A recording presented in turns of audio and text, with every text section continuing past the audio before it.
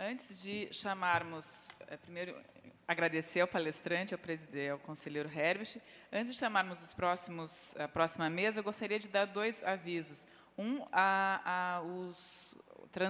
Os tradutores eletrônicos se encontram ali na frente, para quem precisar ainda usá-los. E quem não assinou a lista de presença agora no retorno do almoço, por favor, na hora do intervalo do café, procure o pessoal ali do receptivo para fazer o registro da presença. Dando continuidade ao simpósio internacional, vamos para a palestra Corrupção e Crise de Representatividade, Oportunidades e Riscos. Eu convido para tomar assento à mesa o conselheiro do Tribunal de Contas de Santa Catarina, conselheiro Wilson Rogério Vandal, que coordenará os trabalhos da palestra. E convido também o conselheiro da Administração Pública do Governo de Extremadura, na Espanha, senhor Pedro Tomás Nevado Batalha Moreno, que falará para nós.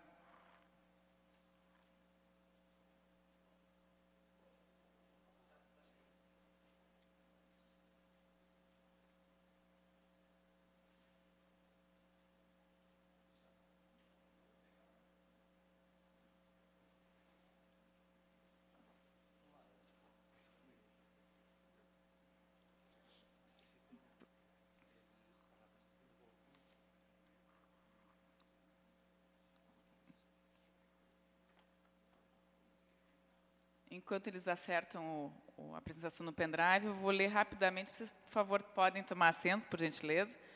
Eu vou fazer uma leitura breve do currículo do conselheiro Rogério Vandal.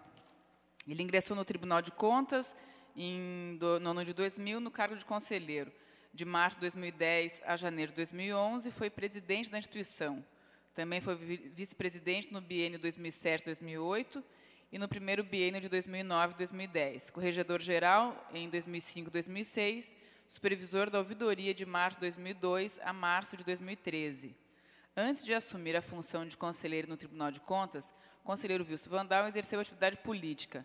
Foi eleito vereador para a Câmara Municipal de Blumenau e deputado estadual por 4 legislaturas. Na Assembleia Legislativa, foi segundo secretário da mesa diretora. Presidiu a Comissão de Redação das Leis e integrou as comissões de Finanças, Orçamento e Contas do Estado, de Educação, Cultura e Desporto, do Trabalho, Administração e de Serviço Público, de Direitos Humanos e Defesa do Consumidor e de Saúde e Meio Ambiente. Também representou o Legislativo de Santa Catarina no Fórum Catarinense de Desenvolvimento, no Fórum de Desenvolvimento Regional do Médio Vale do Itajaí e no Comitê da Bacia do Vale do Itajaí. Com a palavra, o conselheiro Wilson Rogério Vandal, para coordenar os trabalhos da mesa. Eu gostaria de cumprimentar a todos, agradecer a presença dos senhores e das senhoras e dizer da alegria de poder presidir nesta tarde esta mesa no aniversário de 58 anos do Tribunal de Contas de Santa Catarina. A Universidade de Salamanca tem mais de 800 anos, né? É uma instituição mais antiga. E dizer da alegria de estar aqui, ao lado do palestrante Dr. Pedro Tomás, no qual eu tive a missão, no domingo passado, de acompanhá-lo na cidade de Blumenau, ele com a sua esposa Maria, palestrante, com o Dr. Nicolas e sua esposa, o Major Casanova com a sua esposa, e fizemos um tour por dentro da Interpraias, e antes de chegar na cidade de Blumenau, fomos conhecer eu já conhecia, mas levá-los para conhecer uma choperia na cidade de Gaspar, no qual o prefeito de Gaspar está presente, presidente da FECAM, a Dasbir, que é realmente uma cervejaria muito bonita. Em seguida, fomos a Blumenau, e no retorno passamos novamente por Gaspar e Ilhote e tomamos um caldo de cana, que foi a bebida mais adorada e apreciada pelos amigos da Espanha. O doutor Pedro Tomás, vou fazer um breve relato do seu currículo. Dr. Pedro Tomás Nevado Batalla Moreno, a formação doutorado em Direito pela Universidade de Salamanca, diploma em Prática Jurídica pela Faculdade de Direito da Universidade de Salamanca, diploma em Altos Estudos da Defesa pelo Centro Superior de Estudos da Defesa Nacional. A sua atividade profissional atual, professor titular de Direito Administrativo da Faculdade de Direito da Universidade de Salamanca, professor de doutorado e mestrado em diversos centros nacionais e internacionais, sendo especialmente destacado pelo seu vínculo com a Ibero-América. Membro do Grupo de Estudos contra a Corrupção da Universidade de Salamanca, diretor do mestrado da Universidade de Salamanca, conselheiro de Administração Pública do Governo de Extremadura e deputado eleito no Parlamento de Extremadura. A Vossa Excelência terá 1 hora para fazer a sua palestra e eu, então, cedo para o grande amigo que conheci e que já tem um pedaço dentro do meu coração. Por favor. Muchas gracias, querido Wilson. Y también mi agradecimiento al Tribunal de Cuentas de Santa Catarina, y a su presidente por la amabilísima invitación de poder estar aquí. Pelo amável convite de estar aqui nessa terra tão querida que quando a gente começa a conhecer, sente vontade de conhecer muito mais. Eu ainda não tinha sido apresentado o caldo de cano e nós adoramos caldo de cano. Bem, eu vou falar sobre a corrupção e a crise de representatividade, as oportunidades e riscos. E é complicado, cada vez mais complicado, falar sobre essas questões.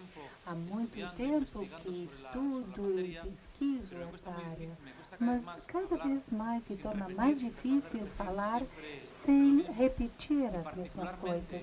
E particularmente agora, na minha condição de conselheiro de administração pública, que é o equivalente a um secretário de Estado no Brasil, porque tudo o que eu falar, devo também cumpri-lo, devo ser coerente. Por outro lado, o que eu faço deve ser útil para que, quando eu volto à universidade, eu tenha legitimidade de me dedicar à minha tarefa docente. Então, quando foi colocado, quando o TCU colocou a possibilidade de fazer esta palestra, eu refleti sobre essa quebra, essa falta de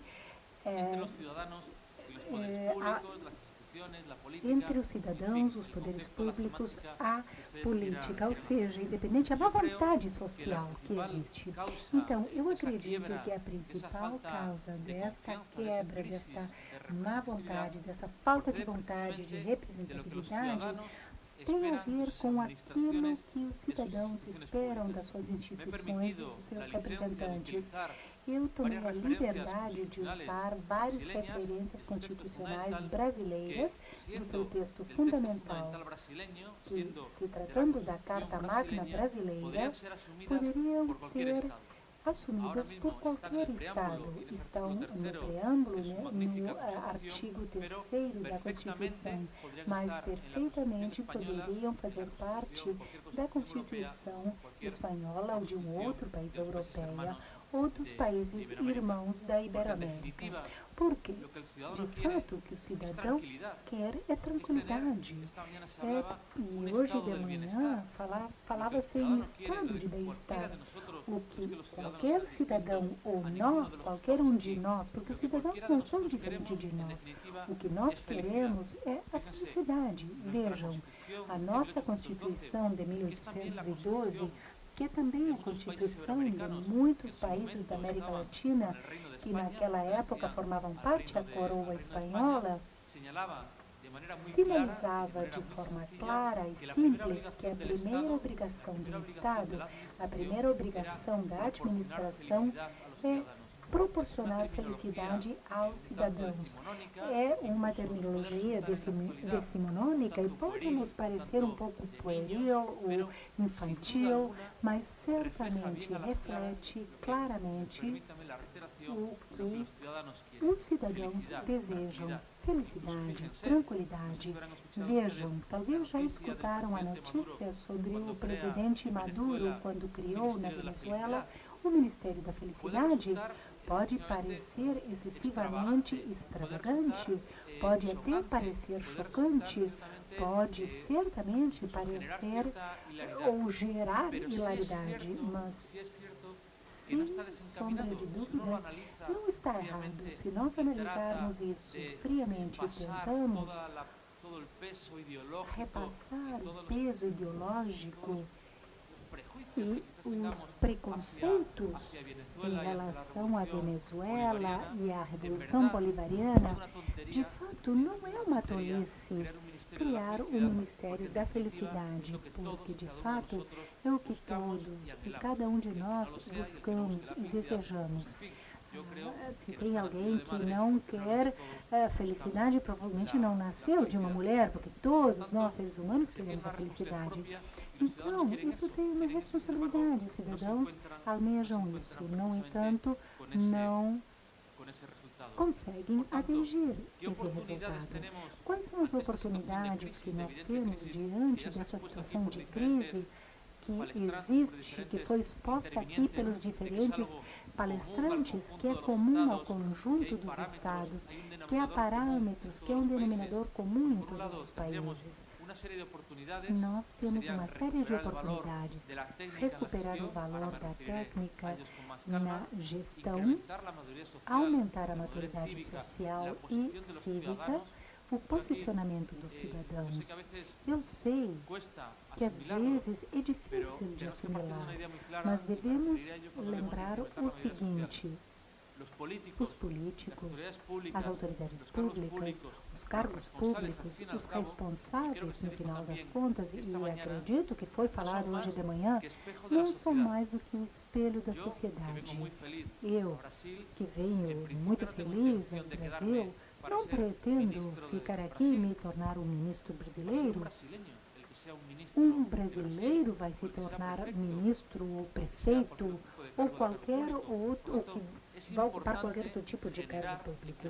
Então, é importante aumentar a maturidade social. O professor Rodrigues Garcia disse que os cidadãos repassam para o Estado a responsabilidade da luta contra a corrupção. Sim, o Poder Judiciário, o Estado, a polícia tem uma responsabilidade própria na luta e na prevenção da corrupção. Mas vamos ver, e já foi mencionado hoje de manhã, a responsabilidade verdadeira está nas mãos dos cidadãos. E não podemos esquecer isto. E os riscos diante dessa situação de crise e foram mencionados em detalhes hoje de manhã, é essa alteração do sistema e a própria realidade democrática, que o preço que não podem ser pagos por países que tivemos ditaduras contrárias à democracia. Aqui no Brasil, há gerações que devem lembrar o período da ditadura, assim como aconteceu na Espanha. Eu sou um bom representante de cidadãos que ainda lembramos o governo do general Franco. Bem, ao estudar o valor da técnica na gestão, o professor Rodrigues falava há pouco o direito penal como última razão. Porque o que corrige, o que soluciona, o que mitiga os problemas da corrupção. Porque o que deve ser regulado pelo direito administrativo, pela técnica administrativa na gestão pública, não funciona. Então, vejam, se há um direito desconfiado, há um direito preventivo, sem dúvida, esse é o direito administrativo e público. Isso foi mencionado hoje pela professora Lima. No entanto, esse direito, que é assim, porque tenta preservar o interesse geral, o interesse de todos, que está além de qualquer interesse particular, mas se trata de um interesse que está acima de todos os outros interesses. Tem um regime específico. Pensem que não há nenhum setor social, nenhum setor profissional cuja atividade, cujas funções não tenham uma técnica. Hoje o professor Freitas falou qual é uma das grandes pontos fortes dos tribunais de contas, que os seus conselheiros e que o staff técnico é especializado e aplica uma técnica ao atuar nas suas diferentes funções. Quando estamos dentro da esfera pública, nós precisamos de uma técnica. De nada falem as soluções arbitrárias. Devemos ter uma técnica que formalize a colocação política que, evidentemente, os cidadãos democraticamente escolhem entre as diferentes opções. E o que acontece se isso não acontece? Se não levarmos em consideração a técnica na gestão, como também foi mencionado hoje, é deixado de lado o direito público administrativo, bem, estaremos diante de uma situação como aparece neste diagrama de fluxo. A má gestão tem resultados ruins no longo prazo. Uso de recursos, perda de recursos, quebra de economia, problemas de contágio e também graves riscos para o estado de bem-estar. E vejam, apenas estou falando a má gestão, ou seja, há decisões que, sendo juridicamente impecáveis, que não têm nenhum tipo de problema ou de irregularidade ou de desvio, têm resultados ruins. O professor Freitas falou sobre a construção de uma estrada do trem-bala. Nós, da Espanha e na Europa, nós somos capazes de gerir com a maior transparência milhares de euros. Hoje, bilhões de euros, de fato. No entanto, como pode ser possível que a crise tenha se instalado? Tudo foi feito irreguladamente, na legalidade. Se adicionarmos os casos de más práticas de corrupção pública, mencionados pelo professor Rodrigues, imaginem um cenário que existe diante dos cidadãos. Que credibilidade podemos ter? O que nós, que devemos oferecer-lhes felicidade, mas apenas podemos oferecer problemas e pegamos o dinheiro do bolso deles para continuar pagando uma gestão deficiente.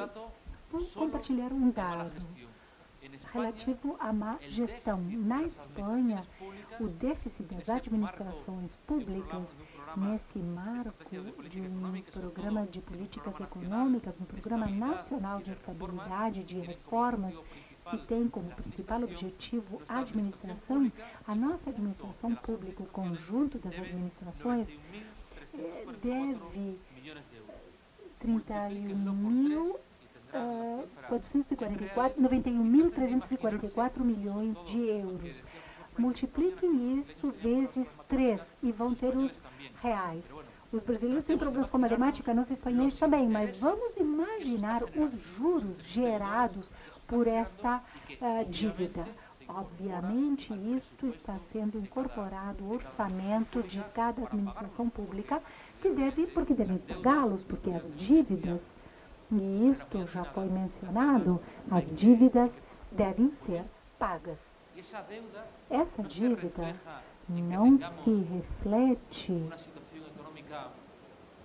acaso não se reflete numa situação econômica boa ou em bons serviços públicos? Pelo contrário, nós estamos sofrendo um problema de falta de serviços públicos. Centros de saúde foram fechados, foram ajudas, ou bolsas de estudo foram eliminadas, ajudas sociais, ou seja, nós temos uma enorme dívida e estamos colocando em risco os avanços conquistados pelo estado de bem-estar. Em relação técnica da gestão, é necessário lembrar dois conceitos fundamentais. Por um lado, o bom governo e, por outro, a boa administração. Até agora, sempre se falou muito no bom governo, um conjunto de pautas, condutas que afetam o servidor público, as autoridades, aos governos e as suas funções. Esse é um problema grave que temos no meu país. Quais são os atos que podem fazer ou não um governo? Eu sei o que perdi no meu governo. Sei que meu partido perdeu as eleições, mas um mês e meio prévio à entrada do novo governo, eu tomo uma série de medidas que vai comprometer o que o próximo governo vai fazer, ou seja, é uma conduta pouco ética. Mas o que acontece?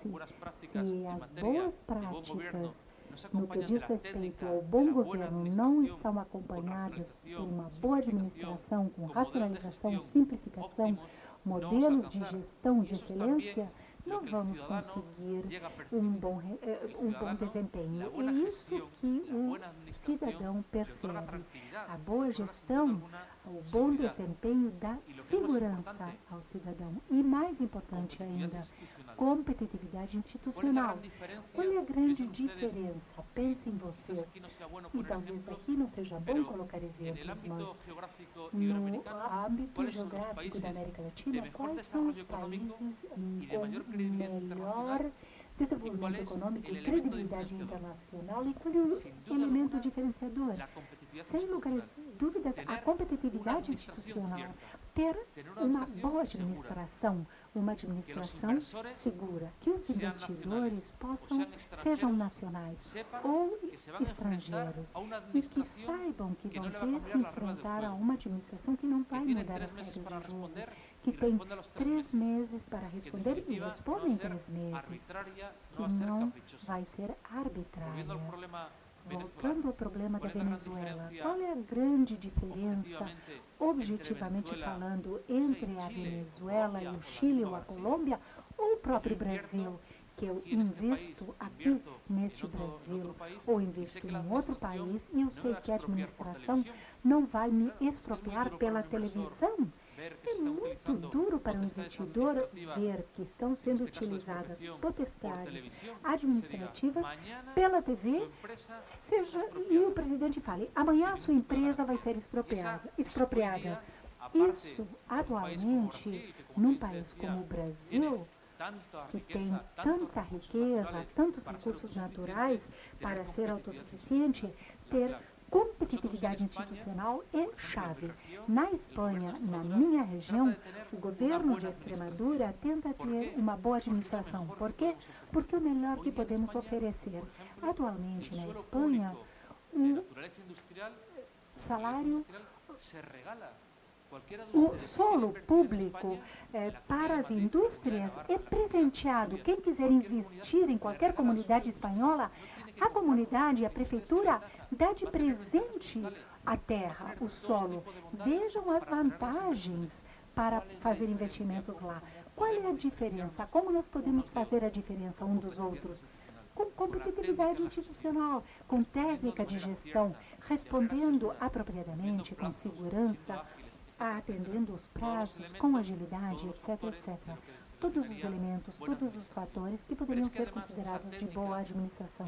Além disso, essa técnica e cumprir com o princípio da legalidade gera confiança. E gera confiança nos cidadãos. O pior que pode acontecer, certamente aqui há advogados e também cidadãos. O pior que pode acontecer com um advogado ou para um cidadão que apresenta uma solicitude, uma solicitação, por exemplo, para uma permissão qualquer, não saber quando vai receber a resposta. 3 meses, 6 meses, 9 meses, não sabe quando vai receber a resposta. Agora, pense o que poderia acontecer se a administração estabelecesse um prazo apropriado para o interesse geral e cumprisse com esse prazo. 3 meses, no 3º mês ou antes do 3º mês, a administração dá uma resposta. E não responde de qualquer forma, mas responde de forma motivada, argumentada, baseada no direito. Obviamente, isto gera certeza, confiança, que são parâmetros muito importantes. Não há nenhuma sociedade, nenhuma organização complexa que possa se basear na desconfiança. Isso não funciona. E eu vou falar mais sobre isso quando eu mencionar os riscos. Essa técnica, sob a minha ponto de vista, tem dois aspectos importantes. O princípio da legalidade. Vejam. Este respeito ao princípio da legalidade não é apenas uma questão jurídica, não é apenas uma questão que diz que é necessário cumprir a lei, cumprir o direito, que devem existir protocolos para chegar à melhor decisão. É uma manifestação real do Estado democrático. O que poderia ser pior para a cidadania e para a sociedade é que seus representantes públicos elaborem uma lei e que essa lei não seja cumprida ou não seja colocada, não sejam colocados em efeitos o propósito dessa lei. Isso gera desconfiança, falta de credibilidade, ter uma legalidade que não é cumprida, especialmente em áreas críticas e muito importantes, que são áreas não apenas críticas pela sensibilidade cidadã, mas pelos volumes, pelos montantes econômicos, como, por exemplo, a escolha de servidores e a sua contratação. Qual é o volume de dinheiro, de recursos públicos gera a contratação no Brasil? Quantos milhares de reais são fiscalizados pelos tribunais de contas? Tudo através das contratações públicas.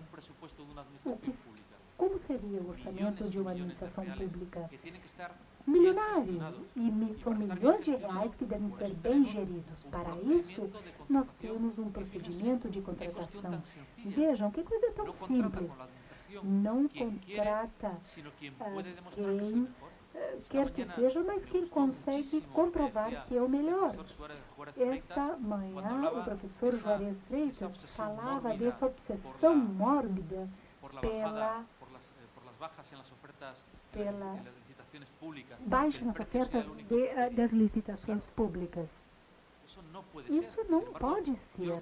No entanto, eu sofro disso também. Eu vejo uma oferta magnífica que produz um maior rendimento no longo prazo. No entanto, por essa obsessão pela baixa de preços, nós temos que optar pelo preço mais baixo na licitação. Fomos levados a isso pela falta de confiança nos gestores públicos. Então, se tenta criar um perfil inalterável. Eu posso, em lugar de ter discrecionalidade, se agir incorretamente, posso mentir e dizer que uma oferta é melhor e não é. Não posso mentir apenas com o preço, mas tenho que pagar. Que isto nem sempre responde ao interesse geral, a oferta mais baixa. E também a avaliação e o controle, de acordo a critérios de legalidade, que no final das contas foi o que foi falado hoje de manhã. Mas há um elemento que considero extremamente importante quando falamos de representatividade, em crise de representatividade e da legitimidade, é a responsabilidade.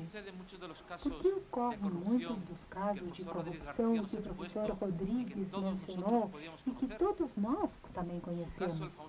O famoso caso aqui no Brasil do mensalão, dos deputados, veja, de representantes do povo no poder legislativo, a questão dos promotores mencionado anteriormente, nós, na Espanha, há algum tempo, o desvio de fundos que eram para os desempregados, nós temos 6 milhões de pessoas sem trabalho, o desvio dos fundos que eram para beneficiar essas pessoas que foram utilizadas pelo benefício próprio, e isso aconteceu sob a responsabilidade dos sindicatos de trabalhadores, sindicatos que deveriam defendê-los. Por que acontece isso? Por que encontramos um promotor ou um czar antidrogas que é comprado por $30 mil ao mês, ou uma série de casos de corrupção ou de más práticas, devido à falta de responsabilidade na gestão? Porque essas pessoas acreditam ser impunes, acreditam que não haveria nenhum tipo de sanção. Por isso é tão importante, de castigo, por isso é tão importante exigir essa responsabilidade. Sem responsabilidade pela gestão, não são atingidos os resultados desejados. E, perante a opinião pública, não estamos dando o exemplo. Hoje de manhã foi dito que os cargos públicos, os gestores públicos, devem ser reconhecidos pela sua virtude e competência profissional. A responsabilidade é um filtro para a virtude da competência profissional. Não pode... O pior efeito diante de um cidadão é ver uma má prática administrativa, um caso de corrupção, sem que exista uma resposta de caráter penal. Não tem que existir um castigo. Isso não ocorre. E certamente, nesse caso, o direito público ou as transformações ocorridas no direito público geraram nichos de impunidade. Sobretudo, como foi dito hoje de manhã, com esse fugir do direito administrativo. Por isso é tão importante saber que qualquer um que se aproxime à gestão pública, independentemente da sua condição, da natureza jurídica, da ligação com a administração, num conceito que eu recomendo que estabelece a condição do funcionário público que está na Constituição do México, que talvez seja o conceito mais amplo na Iberoamérica, que o funcionário público deve ser disciplinado. Todo aquele que tem uma ligação com a gestão pública, uma tomada de decisões públicas, deve ser um sujeito disciplinável. É justamente o que nós fizemos na Extremadura, neste estatuto dos cargos públicos que eu mencionei. E eu falo nele porque vejam o que é vida.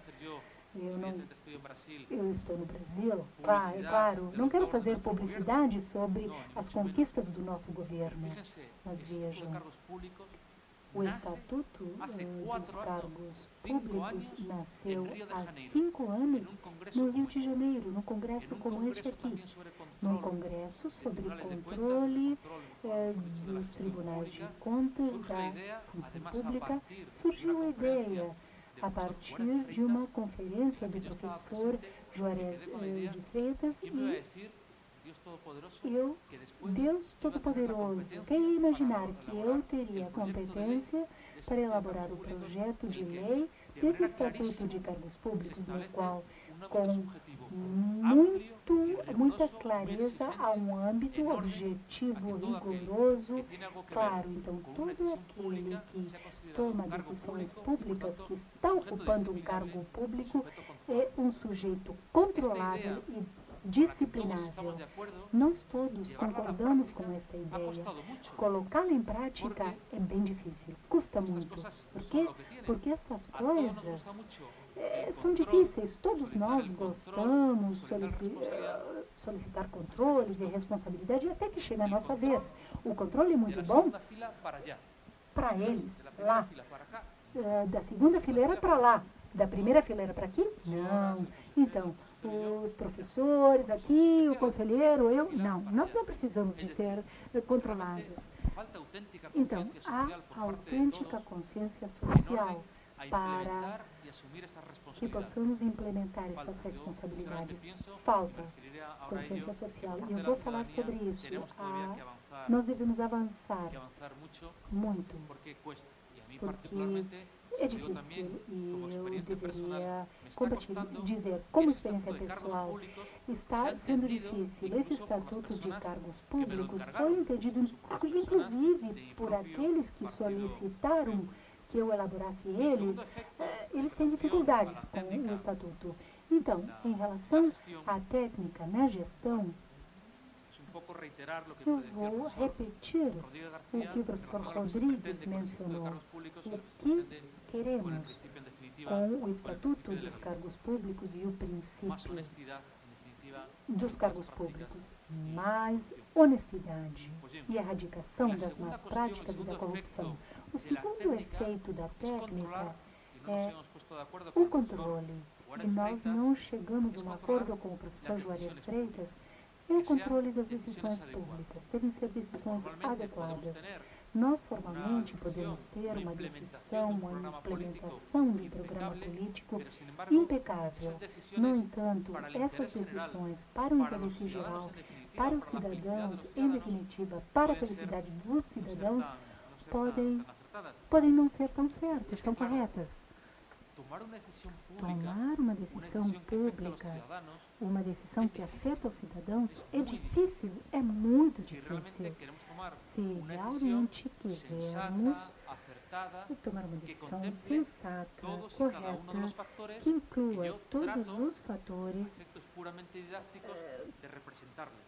que eu tento representar a vocês. Assumir os custos políticos, é claro, porque há decisões muito difíceis. O que pode ser pior para o povo? Uma autoridade administrativa, um político que fale sim a todas essas coisas. Por quê? Porque, quem sabe, está pensando mais na sua reeleição ou nas eleições no curto prazo do que no que verdadeiramente precisam os cidadãos no longo prazo. Porque talvez há uma autoridade pública administrativa que está mais ligada aos problemas de curto prazo ou sofre pressão e não vê ou não quer ver as necessidades de longo prazo. Recomendo um livro fantástico chamado Governança na China e Governança nos Estados Unidos. Depois eu digo o título, se vocês quiserem. Mas o livro diz que a grande diferença entre o sistema meritocrático e pouco democrático da China e o sistema americano, e particularmente na Califórnia, é que na China os problemas de curto prazo não existem. Eles decidem, quer dizer, tomaram a medida, tomar a decisão de construir. Para dar um exemplo de uma grande represa, não há problema de curto prazo nessa decisão. Agora, no longo prazo, eles acham que a decisão vai ser correta no longo prazo e dar frutos para os cidadãos. Mas nós legislamos, atuamos em muitas ocasiões nas democracias ocidentais, não é? Atuamos a curto prazo, influenciados por grupos de pressão para dar satisfação a grupos pequenos, mas isso, afinal, não é o melhor para o interesse. Aqui neste fórum é fácil dizer isso.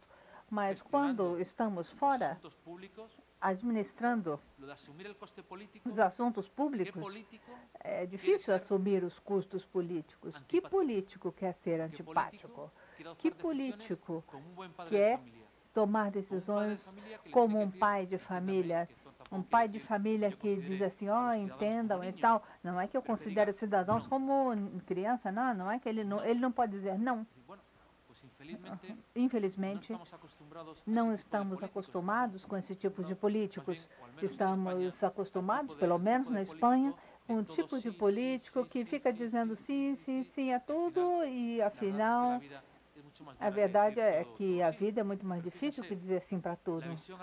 Agora, visão de longo prazo. Hoje de manhã, o professor Freitas também falou dessas prioridades constitucionais. Sem dúvida, acertadíssimas. As prioridades constitucionais deveriam ressaltar o princípio de continuidade das políticas públicas. seja quem for que esteja no governo, partido de direita ou de esquerda, o importante é que em determinadas políticas que afetam os cidadãos, educação, saúde, obras públicas, etc., nós todos concordamos. Vejam o exemplo da Espanha. No nosso sistema democrático, que é jovem, ainda não chegou à maturidade, nasceu em 78. Quantas reformas educacionais nós tivemos? 5, 7. Crianças que começam com um sistema não chegam ao fim da escolaridade no mesmo, ou passam para outro. Quer dizer, não existe a vontade de gerar essa visão de longo prazo e de ter autênticos parâmetros constitucionais ou prioridades constitucionais. As ideias são muito boas, mas os interesses dos partidos são de não chegar a acordos. Agora mesmo na Espanha foi aprovada a Lei Orgânica de Qualidade do Sistema Educacional, e toda a oposição já disse que quando a oposição chegar ao governo, talvez daqui a 2 anos, essa lei vai ser revogada. Por exemplo, a outra coisa muito mais curta, o Plano Hidrológico Nacional. Na Espanha, não conseguimos chegar a um acordo em relação ao gerenciamento de recursos hídricos do país. Isso faz com que nós tenhamos políticas hesitantes em matéria de gerenciamento de recursos hídricos, ou de gestão de recursos hídricos. Portanto, é difícil tomar decisões. Mas também temos que ver com clareza que essas decisões públicas devem ser controladas pelos órgãos que têm a obrigação de fazê-lo e, sobretudo, que têm os meios, os recursos e a capacitação profissional para fazê-lo. São, sem dúvida, os órgãos de controle externo. O mais importante, do ponto de vista da credibilidade, da confiança dos cidadãos, é o seguinte: o que for decidido, que seja cumprido. Como nós dissemos antes, que a legalidade tem que ser cumprida, porque é manifestação do sistema democrático. O que é importante é que as decisões públicas têm que ser cumpridas, porque senão, afinal, a demagogia, as decisões, assim, vamos fazer, vamos realizar, vamos conseguir, vamos dar. O fato de que isso não seja feito gera desconfiança. E já dissemos que tudo foi inventado. O conselho que eu gosto especialmente, e foi dito por um doutorando chileno ao defender a sua tese, ele disse o seguinte: essa referência ao Quixote é um dos conselhos que Dom Quixote dá a Sancho Panza quando Sancho, seu escudeiro, foi governador da Ínsula Baratária. Entre os muitos conselhos que Dom Quixote dá, ele disse: não faça muitas normas, mas que cumpra as que fizer. Qual é o nosso problema dos nossos acervos jurídicos, nossos ordenamentos jurídicos? Elaboração legislativa é que as normas não são cumpridas. Na verdade, o ordenamento jurídico, o bloco normativo em matéria de luta contra a corrupção é louvável. Eu não conheço, e eu não estou dizendo por dizer, não é? Eu não conheço norma melhor de luta contra a corrupção, de luta inclusive no sentido de prevenção de más práticas, do que a lei de improbidade administrativa do Brasil. Agora, eu acho que se essa lei fosse realmente cumprida, vocês me permitem essa análise de um terceiro que não sabe nada, não é? Não precisariam de mais nenhuma norma. Ela é muito acertada. Agora, se a lei de improbidade administrativa fosse cumprida, nem precisariam da lei para as pessoas jurídicas. E na Espanha, também. Nós temos um bloco normativo de 92 sobre procedimento, contratação, etc. Se ele fosse cumprido, agora não teríamos estatuto de cargos públicos, lei de transparência, lei de honestidade na vida pública, etc. Quer dizer, temos que cumprir o que dizemos, porque isso gera o efeito positivo, mas também gera confiança e credibilidade dos cidadãos. Então, o que é importante, a síntese que eu quero apresentar é essa aqui. Essas decisões sensatas, razoáveis, precisam ser controladas, fiscalizadas pelos órgãos de controle externo. Hoje, por exemplo, que na Espanha estamos elaborando nossas normas sobre os orçamentos gerais, em todos os níveis administrativos, município, estado, governo federal, que, digamos, que os governos têm que apresentar ao Tribunal de Contas de todos esses níveis apenas a documentação que diz por que essa área de fomento, cooperação com desenvolvimento receba X e a outra área receba Y. Que diga o que lhe parece oportuno em relação a esse orçamento. Nós estamos falando de uma norma, que é a Lei de Orçamentos, que define totalmente a política a ser seguida. É impossível pensar que a gente está controlando o governo, que queremos limitar a função constitucional do governo. E precisamos controlar as políticas públicas. O que acontece na Espanha? Nós temos muitos recursos que não dão rendimento. Recursos, sim, mas os cidadãos não estão mais felizes por isso. Será que um cidadão é mais feliz porque ele tem um aeroporto com baixo tráfego? Vocês imaginam construir um aeroporto que custa milhões de euros e lá não aterriza nem decola nenhum avião? Imagina uma coisa assim? Ou uma estrada por onde não passa veículo algum? Ou um palácio de congressos, ou um centro de convenções que nunca teve nenhum congresso? Mas isso é um exemplo do que acontece na Espanha, aconteceu na Espanha com algumas políticas públicas. Eu tenho certeza de que se isso tivesse sido analisado por um tribunal de contas, por um órgão de controle externo, ele teria dito alguma coisa, ou teríamos podido aprender alguma coisa a partir desse controle. Mas esse aeroporto foi construído e que não tem nenhum avião ali, nem decola, nem aterrissa. Essa estrada por onde não passam veículos, esse centro de convenções onde não há congressos, tudo isso não faz os cidadãos mais felizes, faz mais infelizes, porque eles têm uma infraestrutura multimilionária que tirou recursos de outras prioridades constitucionais, como disse o professor Juarez Freitas, e que, além disso, nós temos que pagar a manutenção disso aí, porque nós não vamos permitir que eles venham abaixo, não é? Que essas grandes infraestruturas desapareçam.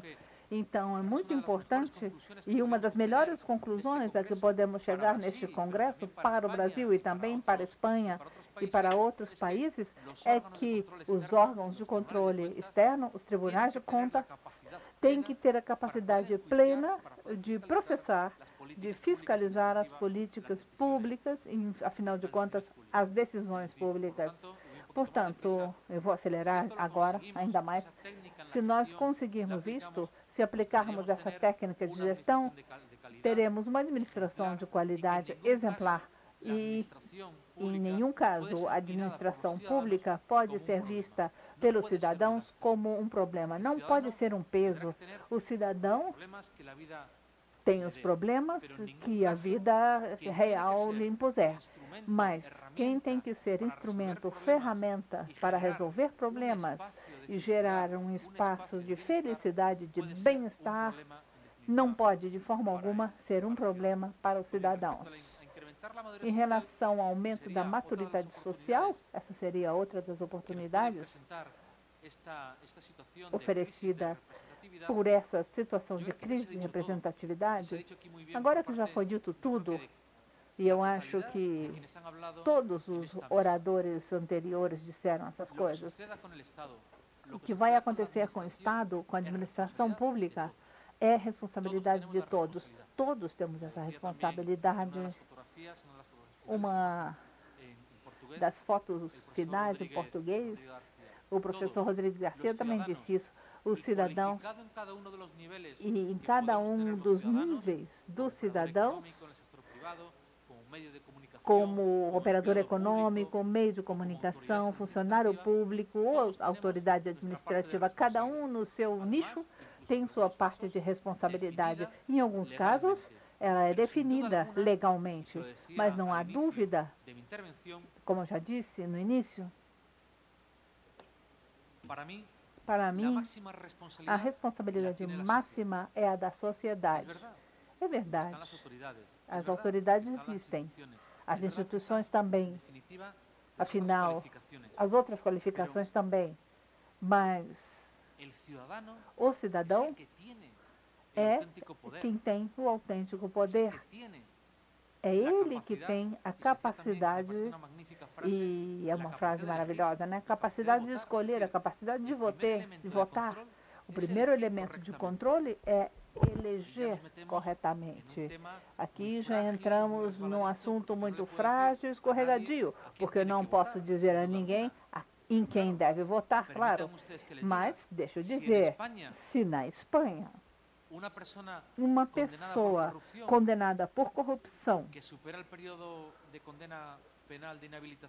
que o crime já foi prescrito, se ele se apresentar a uma eleição e os cidadãos votarem nele, vocês me permitam dizer, se for a minha sociedade, meu país, não será a melhor eleição, ou que se aparecer um personagem folclórico ou alguém cujo maior mérito for ter aparecido num programa muito popular de televisão da Espanha chamado Gran Hermano, o Big Brother. O maior mérito é ter sido do Big Brother. Bom, se essa pessoa for eleita para a Assembleia Legislativa, eu acho que, bom, pode ser um fenômeno da administração pública depois, não é? Mas, a priori, eu tenho as minhas dúvidas. E, ou seja, o cidadão tem muito poder, tem muita capacidade de decidir quem vai administrar os seus interesses, ou então ele mesmo que se candidate para administrar melhor que outros que estiveram no governo. Isso através da participação, do controle social. O controle social é muito importante. Já foi dito, e o professor Rodrigues Garcia disse, políticas públicas de luta contra a corrupção. Quem é o primeiro que tem que estimular e exigir essas políticas públicas? A sociedade. Na Espanha, me chama a atenção uma coisa. Nós criticamos certos casos de corrupção quando alguns espanhóis, afinal, compram um produto falsificado no mercado. Ou fazem pirataria de música, ou de software. É um exemplo simples, não é? Mas, às vezes, a própria sociedade assume, sem problema algum, determinadas más práticas. Ou, por exemplo, que não seja mal visto na Espanha, a evasão de impostos, a sonegação de impostos. Este ano eu ganhei 10 milhões de euros, mas eu só vou pagar 1.000 euros de impostos. Que fenômeno fantástico! Quem é o teu contador? Eu também quero, porque quanto menos impostos eu pagar, melhor. Sim, aquele político lá, ele é corrupto, ele é terrível, ele é ruim. Ele sim. Mas e você? Os políticos, eu repito, os cargos públicos, as autoridades são espelho da sociedade. Eu sei que isso é duro, eu sei que ninguém gosta de ouvir isso, mas, claro, o ser humano tem tendência a dizer, não, não é meu problema, o problema é daquele fulano que ele é o fim da picada. Não, não. Nós somos reflexo da nossa educação, do nosso contexto social e assim nos comportamos. Portanto, eu vou acelerar mais um pouquinho. É importante que haja uma base social que sustente a cultura cívica, que representa o papel democrático, o papel do cidadão no sistema jurídico administrativo. E essa educação não é conseguida em um congresso como este, não é conseguida na universidade. Isso é construído desde pequenininho. Deem uma olhada, quer dizer, há muitas, mas brasileiras também, mas deem uma olhada na campanha da primeira-dama da República Dominicana, que hoje é vice-presidente. A campanha se chama Bem por Ti. Era destinado aos pequenininhos, às crianças. Porque é verdade, a cultura das boas práticas, essa cultura da legalidade, não é adquirida assim como uma epifania, de repente, da noite para o dia. Todo mundo pode ser São Paulo e cair do cavalo em alguma ocasião, mas é preciso ter desde pequeno educação, formação, pedagogia de boas práticas, recuperação de valores. Claro que se eu dou exemplo da Espanha, se eu tiver uma televisão, um canal de televisão, inclusive público, que fomentar os valores do sucesso fácil, do dinheiro,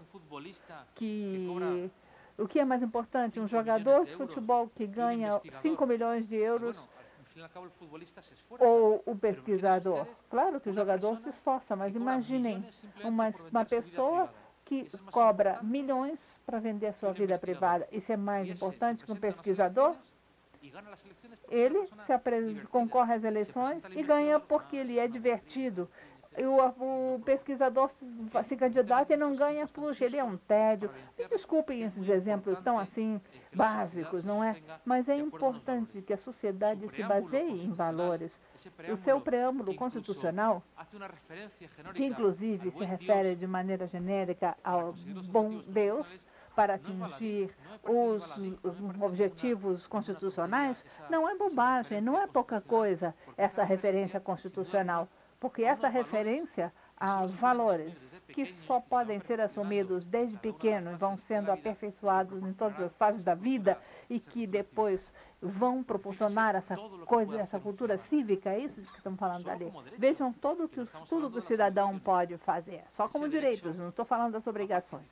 Esse direito de participar da definição dos programas e políticas públicas, participar da avaliação das políticas e da qualidade dos serviços, participar da elaboração de instituições, sugestões. Quer dizer, o cidadão tem muito poder e ele tem que saber usar muito bem.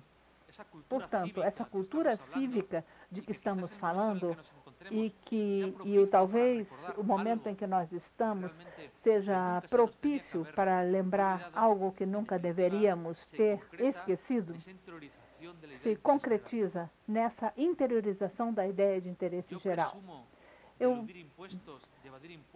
A questão de... Eu me gabo de sonegar impostos, mas a sociedade me acusa. Na Espanha, conseguimos, de maneira muito acertada, que os hábitos de fumar fossem sendo eliminados. E hoje, inclusive, socialmente é mal visto fumar. No entanto, não é mal visto sonegar impostos. Eu fumo, tenho que sair, tenho que fumar lá fora. Agora, socialmente, eu posso dizer, eu ganhei um montão e paguei quase nada de impostos. Fantástico! Isso não pode ser, porque não está interiorizada a ideia do interesse geral. Se isso existisse, nós teríamos maturidade social. Se isso não existir, nós estaremos diante de uma patologia, de um vício, de uma doença social muito importante. Portanto, temos que aproveitar essa situação de crise, essa situação de falta de representatividade diante dos cidadãos, para fazer uma reforma completa, complexa e, sobretudo, para aprender. Tomara que a minha filha, Alicia, que tem 9 anos, seja no futuro o melhor cidadã do que eu sou, para saber escolher melhor, saber votar melhor, exercer melhor seus direitos como cidadã e para cumprir melhor suas obrigações. Tomara que ocorra essa renovação baseada em mais responsabilidade social, porque, afinal, esses objetivos que nós mencionamos, de mais honestidade, menores práticas corruptas ou menos más práticas administrativas, não serão conseguidos por causa de normas, porque a norma não faz milagres. Só serão atingidos esses objetivos por meio desse comportamento cívico baseado na interiorização da ideia de interesse geral. E isto, juntamente com a recuperação da técnica, da exigência do rigor do princípio de legalidade, isto é, para mim, esta é uma das grandes oportunidades que nos oferece essa crise de representatividade. Quais são os riscos? Já falamos dos riscos. A incerteza, a falta de credibilidade e, sem dúvida, a imprevisibilidade. Antes se dizia, eu acho que quem disse foi um dos moderadores da mesa, ele dizia assim, um dos problemas da democracia são resolvidos com mais democracia. Eu acho que os problemas hoje não estão bem encaminhados, os problemas de falta de representatividade. Nós temos que defender a democracia conforme usando os legítimos instrumentos que a própria democracia oferece, ou modificando as regras, o que também é absolutamente democrático. Na Espanha, os famosos scratches, ou seja, eu não sei se vocês sabiam, o que eles faziam era ir até na frente da casa das autoridades administrativas e gritar, intimidar a família, intimidar os filhos, dizendo: teu pai é corrupto, teu pai rouba, mata os cidadãos, etc. Agora vejam, deixa eu contar uma coisa pessoal para vocês verem como, a meu ver, é possível promover democracia, degradar a democracia. Há vários anos, estávamos com alguns professores da Universidade Católica do Chile, com a PUC do Chile, e a esposa de um professor tinha um problema porque era filha de um militar, que era militar na época do Pinochet, e mesmo ele não tendo tido responsabilidades na parte mais dura, mais triste daquela história do Chile, ele tinha sido militar, tinha trabalhado para o governo do general Pinochet. Então, iam na casa dela, os manifestantes iam lá gritar, diziam torturador, repressor, ditador. E vocês imaginam que isso na porta da casa dela, 10 pessoas, 20 pessoas xingando, acusando, intimidando, quer dizer, acabando com a paz familiar e a privacidade. E isso faz alguns anos. E eu dizia, meu Deus, ainda bem que eu sou espanhol, porque por mais avançados que os chilenos estejam, eles ainda não têm uma democracia madura e forte como a minha. E lá, graças a Deus, nós podemos criticar, defender posições contrárias, mas não temos essa barbaridade desses manifestantes funeiros. E quem teria dito que em 2012, 2013, eu ia ter aqueles funeiros com a cara de scratches na democracia espanhola? Isso não é bom. Qualquer forma de violência em relação a um gestor público é ruim, porque o Estado de Direito, sobretudo o sistema democrático, precisa dispor das ferramentas de correção necessárias para qualquer caso de desvio, para que eles sejam corrigidos pelas técnicas proporcionadas pelo sistema de direito, portanto, pelo sistema democrático. Esses movimentos que, sem dúvida, Bom, eu sei que às vezes não estamos acostumados a ouvir esses tipos de discursos que não são formalizados, como dizia o professor Freitas, discursos espontâneos. Eu entendo que eles precisam ser canalizados através do regime democrático ou mudar o regime democrático, mas eles são imprevisíveis. O que aconteceu na Grécia? Se não fosse pela pressão, e essa não é uma política interna da Grécia, foi pressão da União Europeia, que disse, nós chegamos até aqui. Se não fosse por isso, os grupos de extrema-direita, os neonazistas, teriam colonizado o espaço político da Grécia. Os espaços políticos colonizados por grupos extremistas de um lado ou de outro.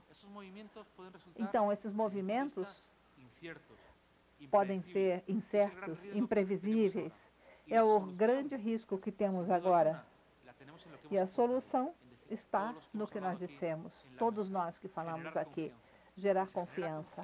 E a confiança é gerada, ou seja, esse princípio de confiança da autoridade, ele é muito importante, a meu ver, e depois nós vamos falar sobre isso.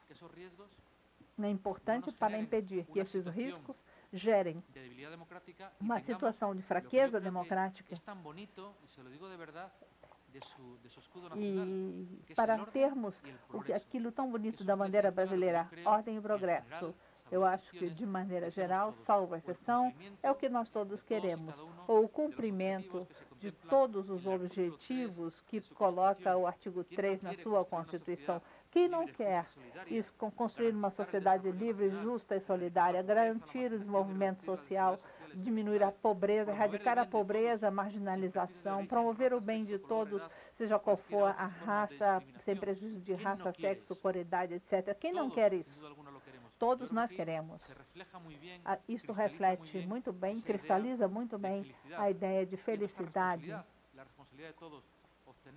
A responsabilidade de todos obtê-la e as oportunidades de recuperar o valor da técnica gestão, aumentar a maturidade social, melhorar a cultura cívica dos cidadãos, tudo isso pode nos proporcionar essa ordem, esse progresso, essa concretização da felicidade para todos. Muito obrigada.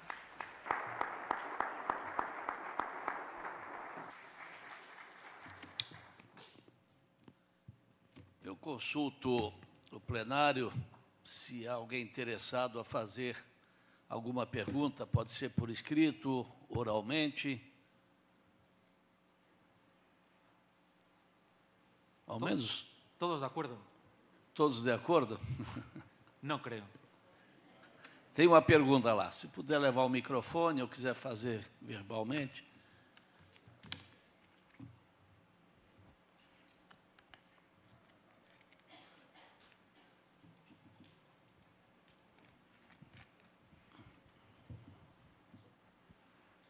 Boa tarde.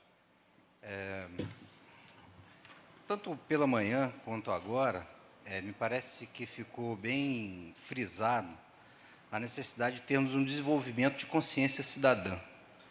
A minha dúvida é se na Espanha existem mecanismos estatais que garantam ou induzam essa formação, né? Formação de novos líderes, formação de novos exemplos.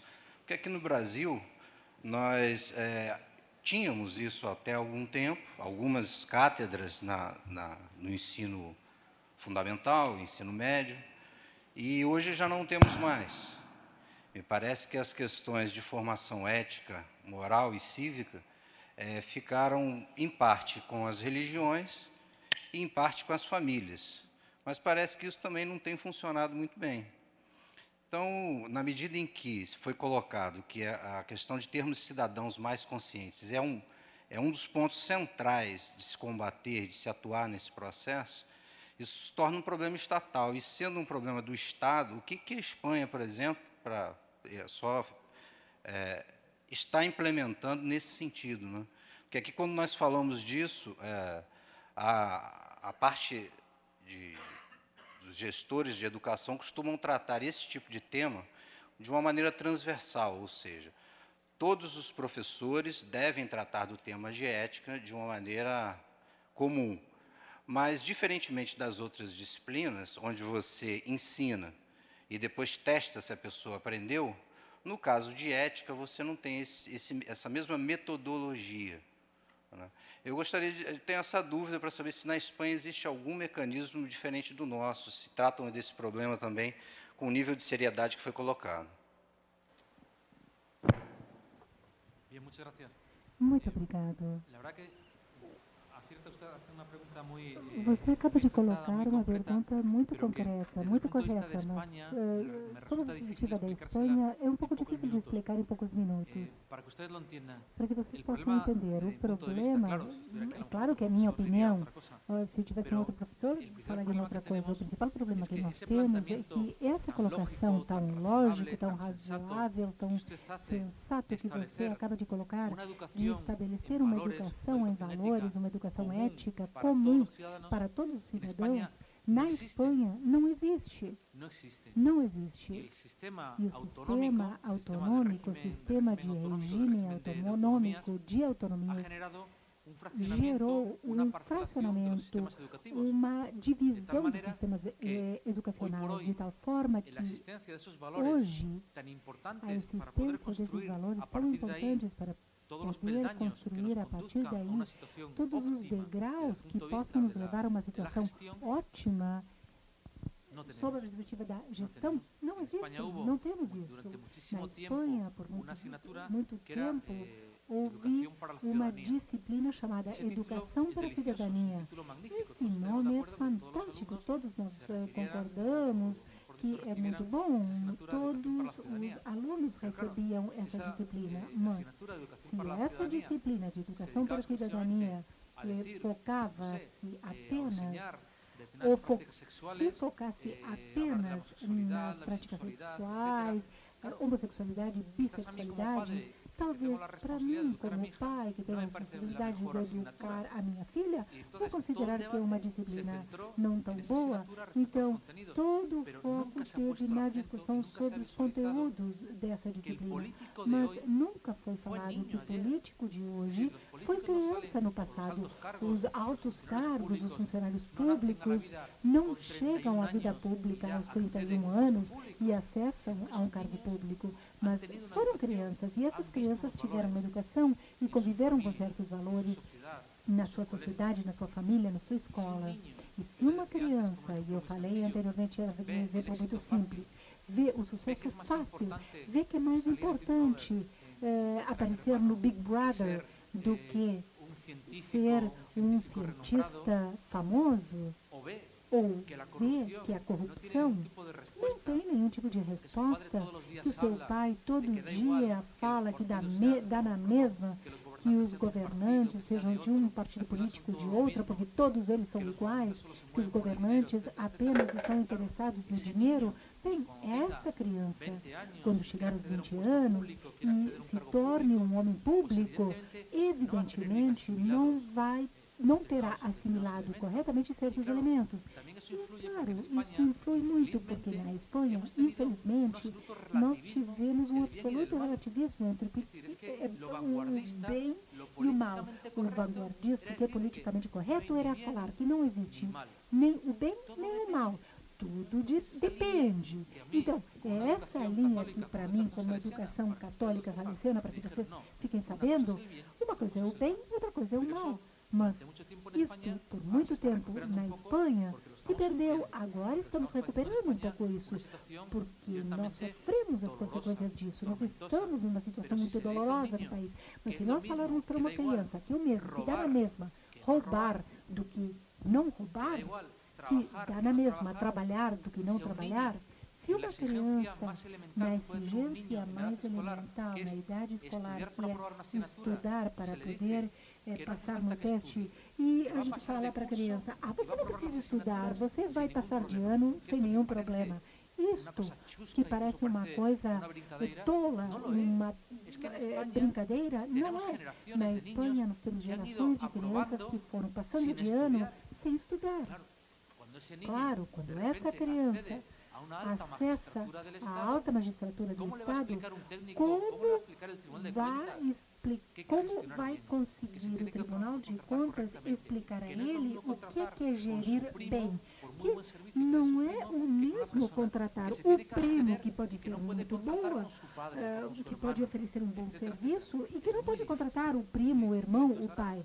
Então, a miúde, na Espanha, nós ficamos surpresos e falamos como os políticos são ruins. Os piores políticos do mundo da Espanha, os piores gestores do mundo, os espanhóis. O Tribunal de Contas não serve para nada.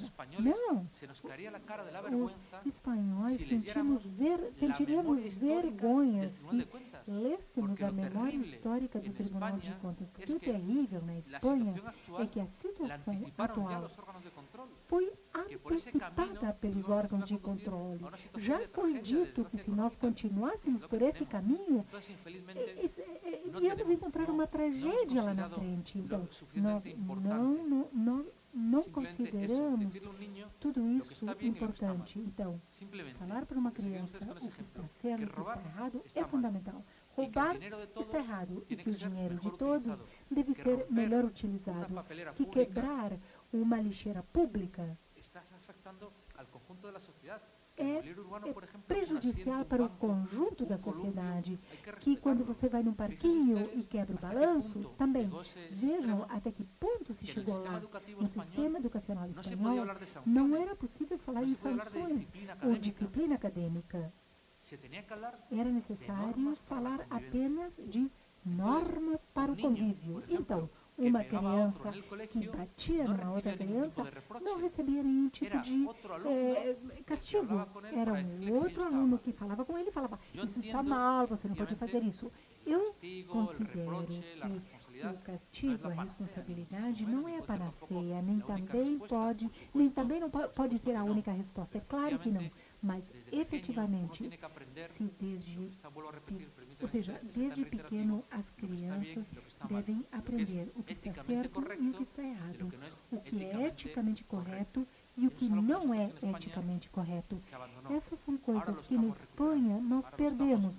Estamos começando a recuperar tudo isso atualmente.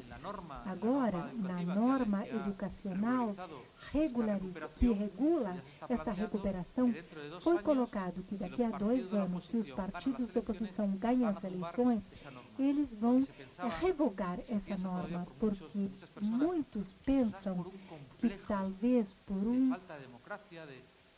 uma falta de nós temos um tipo de complexo, estamos traumatizados, nós acreditamos que exigir alguma coisa de uma criança ou utilizar uma didática de ética, de moralidade, que depois vai servir para que uma pessoa entenda o que é o princípio de abstenção, o que é uma licitação pública, o que é disciplina, a responsabilidade, etc., vai entender todos esses conceitos como sendo ditatoriais.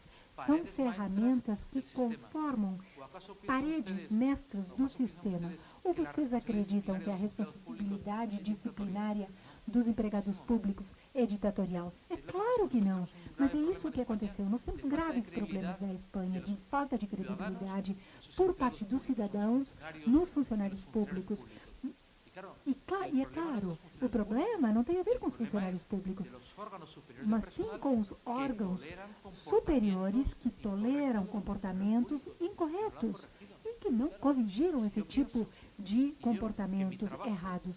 Se eu penso que meu trabalho, ou melhor, a minha remuneração, os meus honorários vão ser iguais que o do meu colega do lado que não trabalha nada, que é mentira, porque o conselheiro Wilson trabalha muito, mas, é claro, se eu vejo que esse é o exemplo, se eu não tenho parâmetros, modelos de conduta, exemplos, certamente vamos ter esse problema.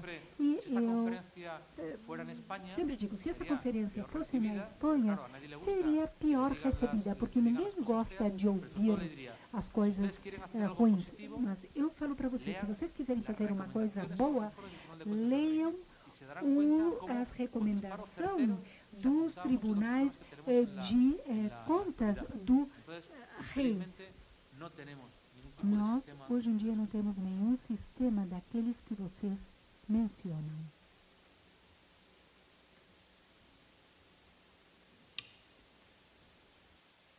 Mais uma pergunta?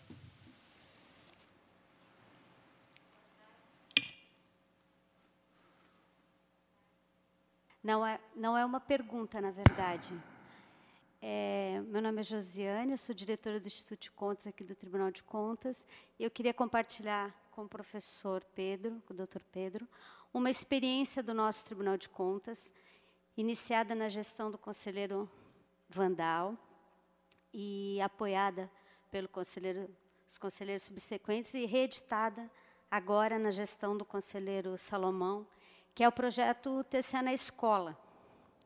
Esse projeto, através desse projeto, o Tribunal de Contas tem atuado junto às escolas, às crianças e adolescentes, através de um gibi, através de um concurso de redação, né, que nós temos aqui um material, depois eu vou deixar com o professor, e que está disponível na página do Tribunal de Contas.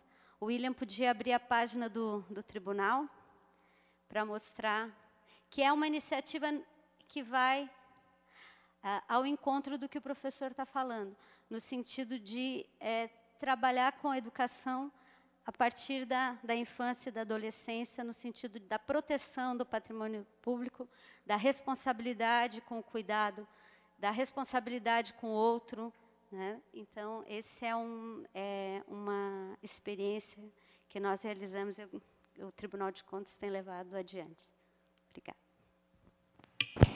Muchas gracias y ojalá Muito obrigado e tomara que essas iniciativas sejam implementadas pelas administrações, os nossos órgãos de controle externo. Nós temos muito para aprender. Cada vez que estamos no Brasil, aprendemos muito.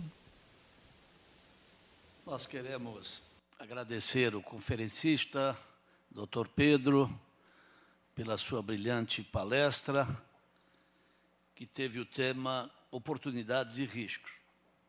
Realmente foi muito brilhante e eu gostaria de fazer a entrega neste momento, convidar, talvez eu possa entregar, um certificado de sua palestra e também um mimo, um brinde do Tribunal de Contas.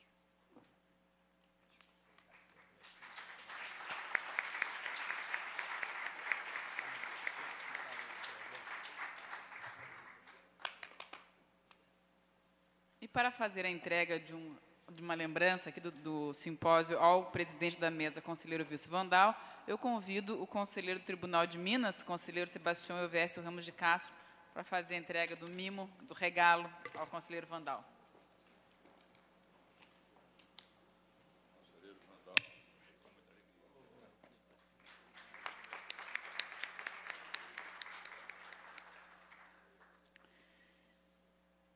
Agradecendo a presença do nosso palestrante, doutor Pedro, convido a todos para um intervalo de 15 minutos, e na volta teremos o painel Transparência no âmbito empresarial, os códigos para o bom governo. Lembramos de novo que nesse painel a participação da doutora Maria Belém Garcia será em espanhol e que quem ainda quiser disponibilizar do receptor dos headphones, por favor, eles estão na entrada do auditório. Até breve.